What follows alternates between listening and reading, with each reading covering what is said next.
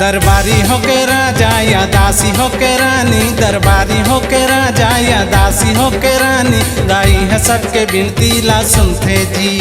तोर श्रद्धा भाव देख के तोर भक्ति भाव देख के दाई है घलो मन मथो कन गुनते जी।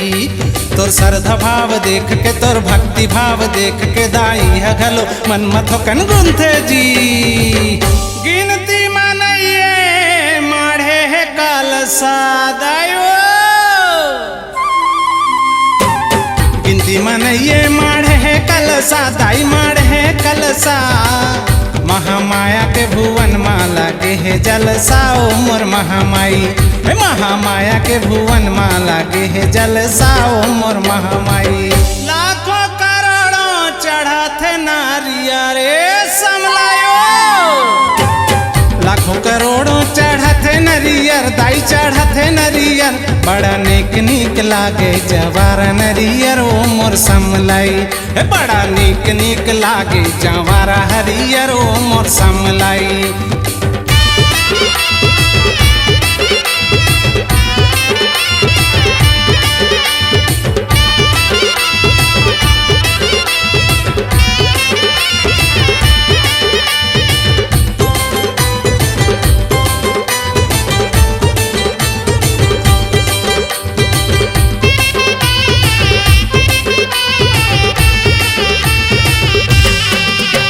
दरबारी होके राजा या दासी होके रानी, दरबारी होके राजा या दासी होके रानी, दाई है सबके बिनती ला सुनते जी।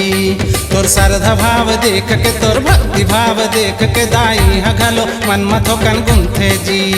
तोर श्रद्धा भाव देख के तोर भक्ति भाव देख के दाई है घलो मन मथो कन गुनते जी। कौन चढ़ावत लाली चुनरी दायो,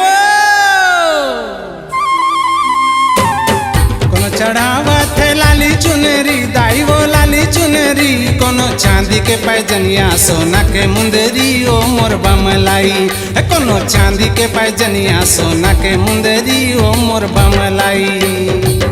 मोहनी मूर्तिया मनेला मोहथे माई, मोहनी मूर्तिया मनेला मोहथे मोर मनेला मोहथे।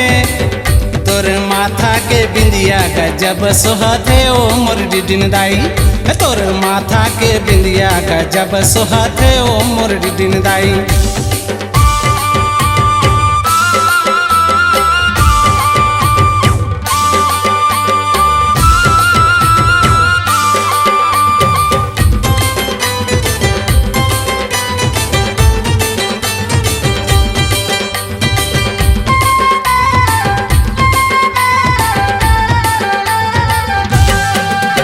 दरबारी होके राजा या दासी होके रानी, दरबारी होके राजा या दासी होके रानी, दाई है सबके बिनती ला सुनते जी। तोर श्रद्धा भाव देख के तोर भक्ति भाव देख के दाई है घलो मन मथो कन गुनते जी।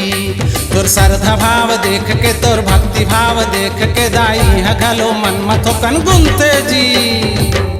ना दुर्गा दाई नौ रूप धर ओ माई, दुर्गा दाई नौ रूप धरे हो दाई रूप धरे हो। ए दे असुरन ला मारे बरकूद पारे ओ दाई तय बन के काली, हे दे असुरन ला मारे बरकूद पारे ओ दाई तय बन के काली। पीपर पाना डोला थे दाई ओ, पीपर पाना डोला थे दाई डोला थे। जय हो तोर दाई बोला थे ओ मोर कोस जाई, जय हो तोर दाई बोला थे ओ मोर कोस दाई। दरबारी होके राजा या दासी होके रानी, दरबारी होके राजा या दासी होके रानी, दाई है सबके बिनती ला सुनते जी। तोर श्रद्धा भाव देख के तोर भक्ति भाव देख के दाई है घलो मन मथो कन गुनते जी। तोर श्रद्धा भाव देख के तोर भक्ति भाव देख के दाई है घलो मन मथो कन गुनते जी।